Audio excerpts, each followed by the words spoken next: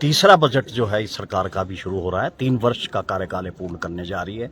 हमारा ये है कि हमें 1/1/2016 से 31/12/2021 तक के जो इन्होंने वेरिएशन सरकार ने हमारे साथ रखी है, हम चाहते हैं कि हमारा जो ये पे है, ये देनदारियां हैं, एरियर्स है, ये हमें जो है इस बजट में इसका प्रावधान किया जाए। आप हैरान रहेंगे, इस वक्त लगभग 8,000 पेंशनर्स जिनका मेडिकल भत्ते, जो मेडिकल बिल होते हैं रिम्बर्समेंट के, वो पेंडिंग पड़े, उन्हें वो समय अनुसार नहीं मिले और लंबी बीमारियों से पीड़ित है, चाहे वो कैंसर है, हड्डियों के रोग हो, हार्ट की पेशेंट से, अन्य ऐसे जो महंगी जिसमें दवाइयां लगती है उससे पीड़ित है और वो मौत के शिकार हो गए हैं। तो इस तरह से कब तक सहन करेंगे? अब उनकी देनदारी में सरकार के पास ड्यूज है, पीछे परिवार है जिन्हें पारिवारिक पेंशन लगती है, उन्हें भी वो चीजें, उनको ड्यूज नहीं मिल रहे।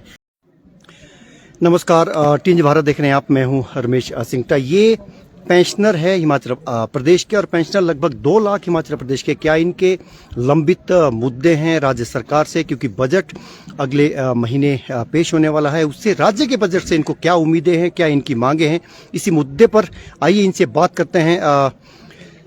क्या मुद्दे, पेंशनरों के क्या मुद्दे हैं? हाँ, नमस्कार जी।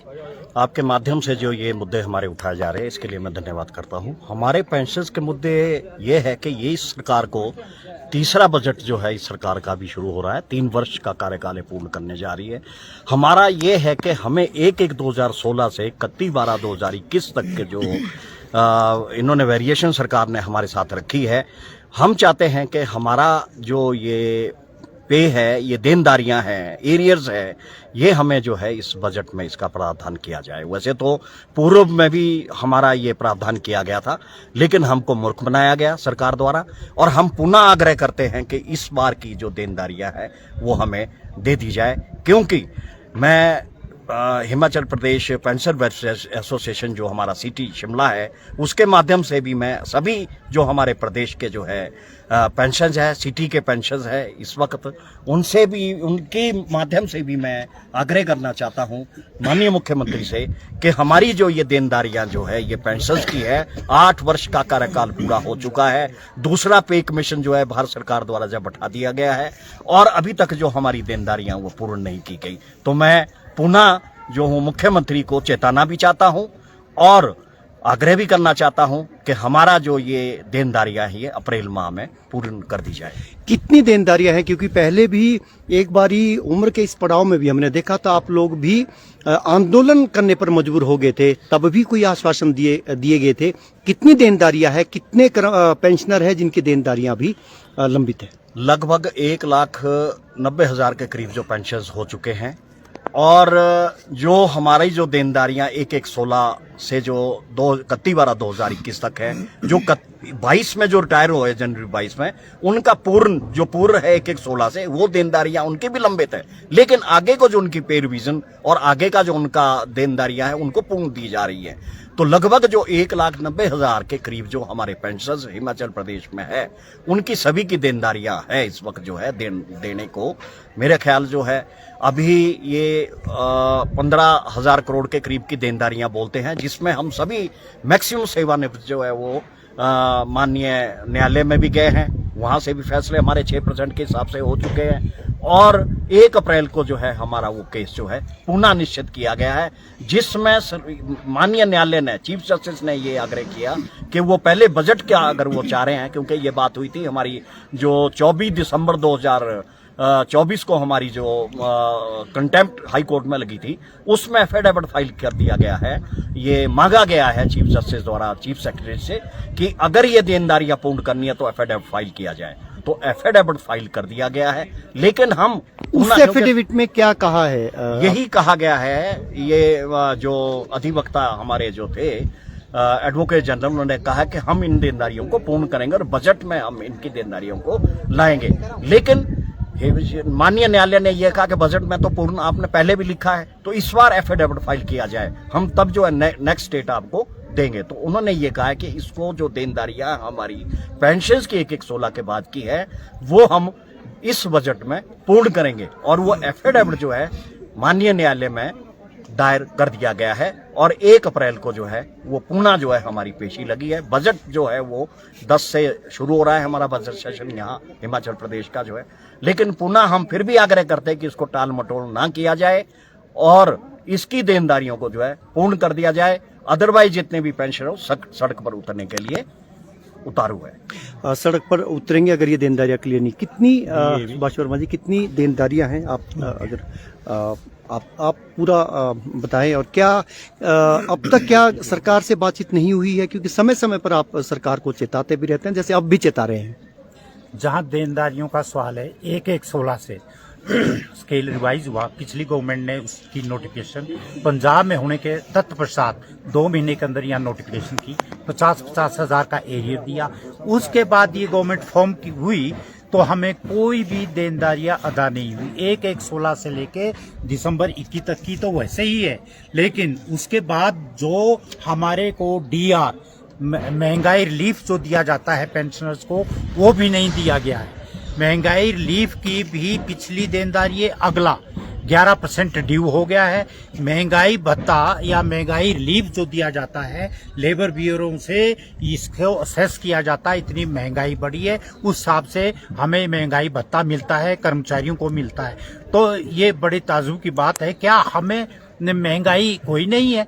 हमारी जो पेंशन है ये कोई खैरात नहीं है, ये हमारा अर्जित किया हुआ धन है। हमने नौकरी में रहते हुए हार्ड एरिया में, चाहे लाहौल स्पीति हो, पांगी हो, बरमौर हो, चंबा हो, किन्नौर हो, उन जगहों में अपने नौकरी के दौरान हमने अपनी सेवाएं दी है, अपने परिवारों से दूर रहे हैं।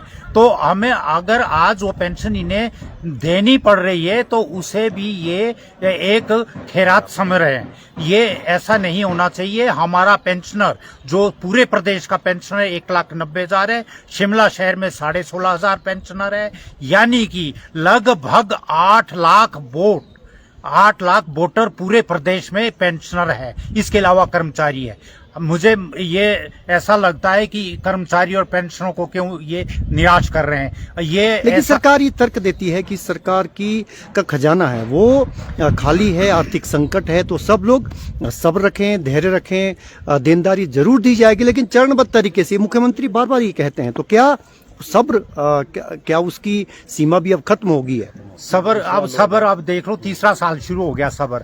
हमारे आप हैरान रहेंगे, इस वक्त लगभग 8,000 पेंशनर्स जिनका मेडिकल भत्ते जो मेडिकल बिल होते हैं रिम्बर्समेंट के वो पेंडिंग पड़े, उन्हें वो समय अनुसार नहीं मिले और लंबी बीमारियों से पीड़ित है, चाहे वो कैंसर है, हड्डियों के रोग हो, हार्ट की पेशेंट से, अन्य ऐसे जो महंगी जिसमें दवाइयां लगती है उससे पीड़ित है और वो मौत के शिकार हो गए हैं। तो इस तरह से कब तक सहन करेंगे? अब उनकी देनदारी में सरकार के पास ड्यूज है, पीछे परिवार है जिन्हें पारिवारिक पेंशन लगती है, उन्हें भी वो चीजें उनको ड्यूज नहीं मिल रहे। तो ये अब हमारी जो वो सीमा है इंतजार की वो खत्म हो चुकी है और आने वाले समय में तो लोग जो अब कोई और एक्शन लेने के लिए मजबूर हो सकते हैं। वो एक्शन किस तरह का होगा, क्योंकि पहले भी आप लोग आंदोलन तो पहले भी कर चुके हैं। अब ये तो देख लो आप, अब हमारे 2 लाख के समेत पूरा 8 लाख वोटर है, सड़कों में भी उतरेंगे, लोगों को भी इसके बारे में उजागर करेंगे जो हमारे से ऐसी ज्यादती हुई है और ना कोई नई भर्ती हो रही है। हम इसी पेंशन से गुजारा करते हैं, बच्चों को भी हाईली एजुकेटेड, आगे नौकरियां नहीं है, तो यही पेंशन एक 2 टाइम की रोटी खाने के लिए होता है। तो वो जब नहीं हो रहा तो नेचुरली थोड़ा उग्र रूप तो धारण करेगा ही। तो क्या आपकी सरकार से हाल ही में कोई बातचीत हुई है, कोई न्योता आपको बातचीत के लिए दिया है? कोई ऐसा नहीं बुलाया गया हमें। हमारी ज्वाइंट कंसल्टेटिव कमेटी की बैठक होती है, पिछली सरकारों के समय में भी हुई, इसी सरकार के समय में कोई भी बैठक नहीं हुई है। ये बड़ा अचंभे वाली बात है। कम से कम बैठक में बुलाए। फाइनेंशियल डिमांड्स के अलावा अन्य डिमांड्स भी होती है, एडमिनिस्ट्रेटिव डिमांड्स भी है। हम आपके सामने यहाँ शिमला शहर में 16,500 पेंशनर्स है, हमारे लिए कोई बैठने के लिए कोई एक कमरा नहीं है, हमें कोई पेंशनर्स भवन के लिए जगह दे, उसमें तो कोई खर्चा नहीं है सरकार का। तो ऐसी डिमांडें एडमिनिस्ट्रेटिव डिमांड्स भी है जो उस मीटिंग में उठाई जाती है। तो कम से कम बैठक बुलाए, सौहार्दपूर्ण वातावरण में हम इंतजार करेंगे, वो लिखे, नोटिफिकेशन करें कि हम फेस्ट मैनर में इस डेट से, इस महीने से, इस साल में आपको हम फेस्ट मैनर में आपका जो एरियर है वो चुकता कर दें। लेकिन सरकार तो ये कहती है कि वो कर्मचारी और पेंशनर की हितैषी सरकार है। तो हितैषी ऐसी है, कर्मचारियों की जितनी भी पोस्टें हैं, जो भी रिटायरमेंट हो रही है, सब खाली पड़ी है। जो वर्किंग क्लास है उन पे 4 गुना बोझ हो गया है। वो जो पेंशन है आपके सामने सड़कों में घूम रहे। ये पहला रिकॉर्ड है कि समय अनुसार पेंशन इसी सरकार के समय में नहीं मिली हमें। नहीं, हर फर्स्ट को पेंशन पक्का होती थी, हमें उस हिसाब से अपनी एडजस्टमेंट होती, कौन सा बिल हमने देना है, मेडिकल की दवाइयां लेनी है, बिजली पानी का बिल देना, अन्य बिल देने हैं। तो अब उसमें भी अनसर्टिनिटी है।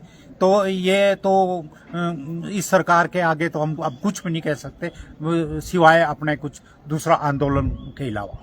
चलिए, हमसे बात करने के लिए बहुत बहुत शुक्रिया। तो ये पेंशनर इनकी चिंताएं भी वाजिब है। इन्होंने कहा है कि सरकार कम से कम इनके साथ तो या तो जेसीसी की बैठक बुलाए या बातचीत के लिए इनको बुलाए, जो इनकी आर्थिक मांगे हैं वो पूरा करने के लिए। और न केवल आर्थिक मांगे हैं बल्कि प्रशासनिक स्तर पर भी कुछ ऐसे मसले हैं जो सुलझाए जा सकते हैं, वो भी उस दिशा में भी सरकार आगे कदम बढ़ाती नजर नहीं आ रही। अब देखना ये होगा कि बजट सत्र में क्या ये नाउम्मीद होंगे या फिर इनको कोई ना कोई राहत मिलेगी। देखने वाली बात होगी। अगर राहत नहीं मिलेगी तो ये फिर से एक बार सड़क का रुख करेंगे। भारत देख रहे हैं आप। नमस्कार। धन्यवाद।